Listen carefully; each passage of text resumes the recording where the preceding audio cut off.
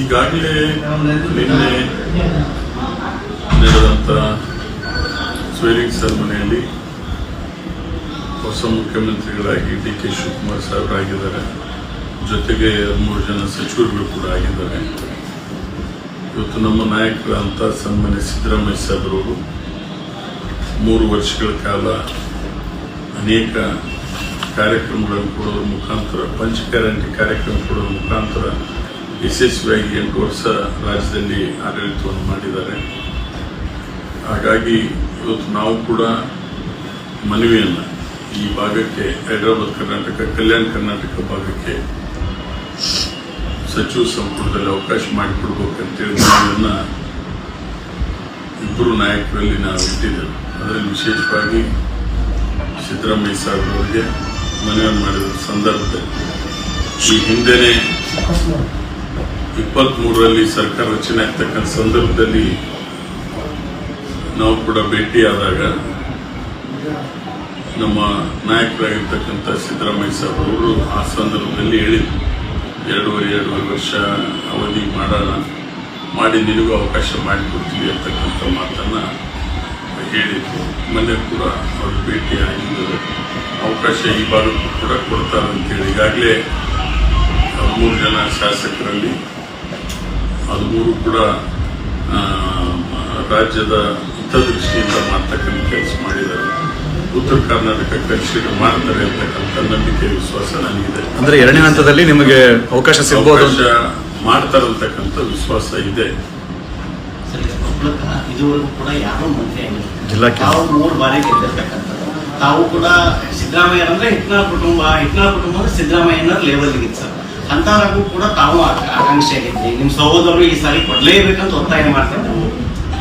Definitely ಕೇಳ್ತಾ ಇದೀವಿ, ಒತ್ತಾಯ ಆಗ್ತಾ ಇದೀವಿ. ಮಾಡ್ತೀನಿ ಅಂತಕ್ಕಂಥ ವಿಶ್ವಾಸ ಕೂಡ ನಮ್ಮ ಮೇಲೆ ಇದೆ. ಸಿದ್ದರಾಮಯ್ಯ ಸಾಹೇಬರವರು ಯಾವುದೇ ಕಾರಣಕ್ಕೂ ಕೊಡಿಸ್ತಾರೆ ಅಂತಕ್ಕಂಥ ವಿಶ್ವಾಸ ಇದೆ. ಯಾಕಂದ್ರೆ ಈ ಭಾಗ ಅಖಂಡ ಕಲ್ಯಾಣ ಕರ್ನಾಟಕದಲ್ಲಿ 41 ಸ್ಥಾನಗಳು ಅಸೆಂಬ್ಲಿ ಕಾನ್ಸ್ಟಿಟ್ಯೂನ್ಸಿಗಳಿದೆ. ಹಾಗಾಗಿ ಕೊಡ್ತಾರೆ ಅಂತಕ್ಕಂಥ ವಿಶ್ವಾಸ ಇದೆ. ಈಗ ತಮ್ಮ ಕಾರ್ಯಕರ್ತರು ಕೂಡ ನಿಮ್ಮನ್ನು ಕೇಳ್ತಿದ್ದಾರೆ ಸರ್, 15 ವರ್ಷ ನೀವು ಗೆದ್ದಿರಿ, ಹೈಕಮಾಂಡ್ ಏನ್ ಮಾಡಿದೆ ಅಂತ ನಿಮ್ಮನ್ನೇ ಕೇಳ್ತಿದ್ದಾರೆ ಸರ್. ಹೇಳ್ತದಲ್ಲ, ಅಲ್ಟಿಮೇಟ್ಲಿ ಹೈಕಮಾಂಡ್ ಡಿಸಿಷನ್ ಅಂತೆಲ್ಲ ಆಗೋದು, ಒತ್ತಾಯ ಮಾಡ್ತಕ್ಕಂಥದ್ದು ನಮ್ದು, ತೀರ್ಮಾನ ಮಾಡ್ತಕ್ಕಂಥ.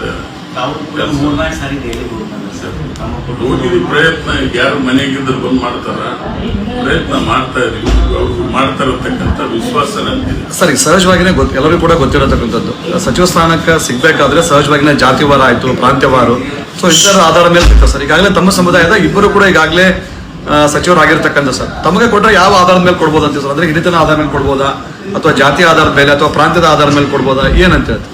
ಅಲ್ಲ, ಈಗ ಅಲ್ಲಿ ಹೈಕಮಾಂಡ್ ಯಾವ ರೀತಿ ತೀರ್ಮಾನ ಮಾಡ್ತಾರೆ ಅಂತಕ್ಕಂಥದ್ದು ನಮ್ಗೆ ಗೊತ್ತಾಗಲ್ಲ. ಅವ್ರು ಕ್ರೈಟೇರಿಯಾ ಮಾಡ್ಕೊಂಡಿರ್ತಾರೆ, ಇದೇ ರೀತಿ ಮಾಡಬೇಕಂತ ಹೇಳಿ.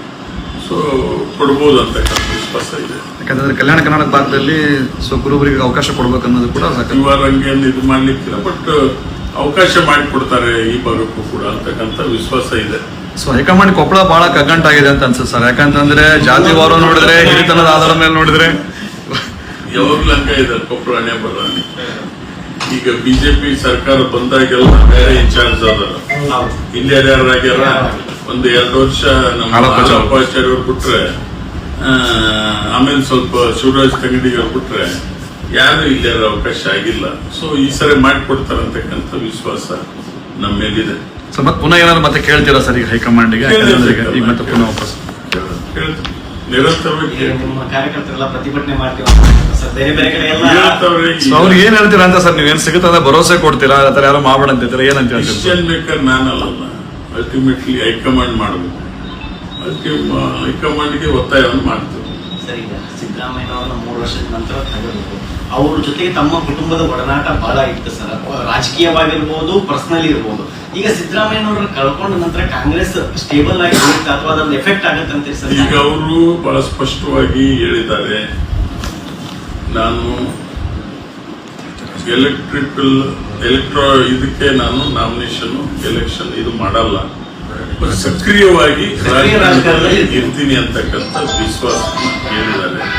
ಸೊ ಹಾಗಾಗಿ ಕಾಂಗ್ರೆಸ್ ಪಕ್ಷಕ್ಕೆ ಇನ್ನೂ ಹೆಚ್ಚಿನ ಶಕ್ತಿ, ಯಾಕಂದ್ರೆ ಈ ಮಾತು ಕೊಟ್ಟಂಗೆ ಹೈಕಮಾಂಡ್ ಮಾತು ಕೊಟ್ಟಂಗೆ ನಡೆದಿದ್ದಾರಲ್ಲ, ಇನ್ನೂ 10 ಪಟ್ಟು ಅವ್ರ ವರ್ಚಸ್ಸು ಹೆಚ್ಚಾಗಿದೆ.